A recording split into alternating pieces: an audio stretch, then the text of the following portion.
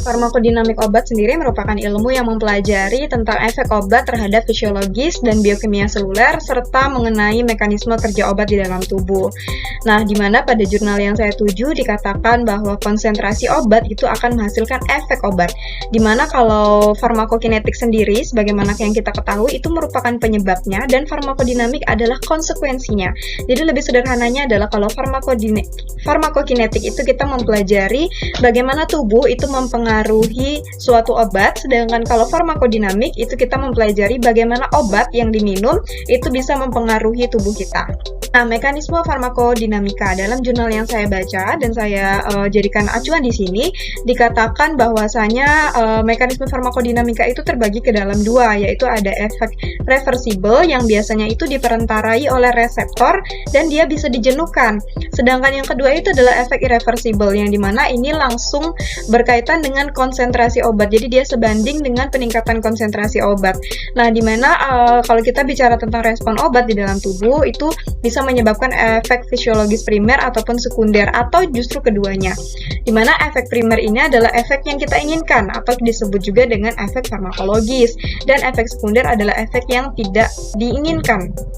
Nah, semua efek-efek farmakologis atau efek yang diinginkan itu dalam suatu obat-obatan di dalam tubuh itu adalah suatu efek reversibel. Nah, sedangkan beberapa efek-efek toksik atau efek yang tidak diinginkan itu adalah efek irreversibel.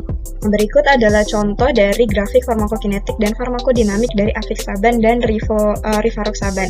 Nah, kita fokus pada farmakodinamiknya. Di sini adalah yang merah ini adalah grafik farmakodinamik dari apixaban dan yang biru ini adalah rivaroxaban. Di mana di sini kita bisa melihat bahwasanya TED50 ini adalah ukuran durasi dari efek farmakologi obat itu dapat diberikan. Jadi dalam suatu ilmu farmakodinamik, durasi atau waktu ketika obat itu bisa memberikan efek itu disebut dengan TED50. Nah, di mana di sini terlihat sekali perbandingannya bahwa pada obat apixaban itu memerlukan waktu 15 jam untuk memberikan efek, sedangkan pada rivaroxaban itu memerlukan waktu hingga 29 jam. Nah, waktu setelah pemberian dosis ketika 50% efek maksimum atau Mmax dihasilkan itu adalah 15 jam artinya, dan untuk rivaroxabannya ini 29 jam. Nah, kemudian dari grafik tersebut itu dapat disimpulkan bahwa dengan demikian dinamika farmako dari apixaban dan rivaroxaban ini dapat dinyatakan bergantung pada konsentrasi. Nah, karena dia bergantung pada konsentrasi obat yang diberikan, maka memungkinkan interval pemberian yang lama karena waktu dia memberikan efeknya itu cukup lama sehingga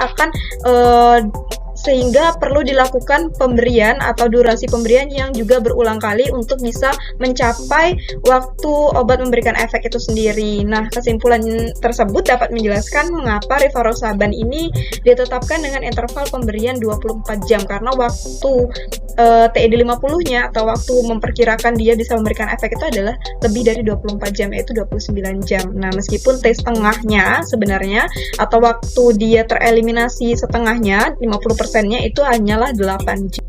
Nah, penjelasan saya tadi mengenai farmakodinamika obat itu mengacu pada Journal Clinical Pharmacodynamics, Principle of Drug Response and Alternative in Kidney Disease, yang dimana jurnal ini sudah ada dalam database PubMed.